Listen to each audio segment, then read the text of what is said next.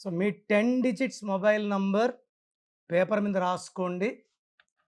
9వ ప్లేస్‌లో అంటే 10 నంబర్‌లో 9వ సంఖ్య గాని, 2 ఉన్నా, 8 ఉన్నా నష్టాలు ఎక్కువుంటాయి.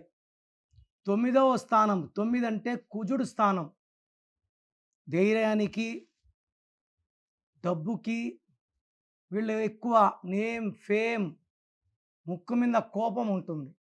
సో 9కి వ్యతిరేకమైన సంఖ్యలు 2 మరియు 8. సో మీ 9వ స్థానంలో 2 ఉన్నా, 8 ఉన్నా ఇబ్బందులు ఎక్కువొస్తాయి. అదే 1 ఉన్నా, 5 ఉన్నా, 7 ఉన్నా, 9 ఉన్నా మంచి అదృష్టం లభిస్తుంది. సో కొంతమంది నాకు వాట్సాప్ చేస్తున్నారు.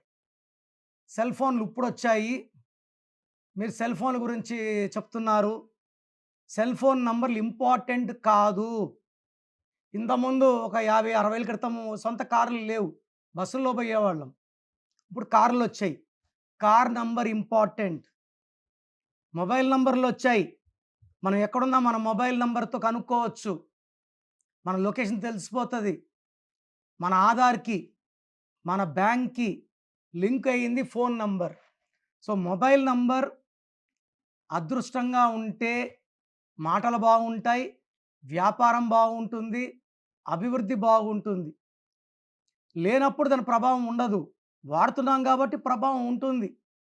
సో నైన్త్ ప్లేస్‌లో 2 ఉన్నా, 8 ఉన్నా ఆర్థిక ఇబ్బందులు, మనస్పర్ధలు, డిలేస్. 2 ఉంటే ఎక్కువ అలుగుతారు.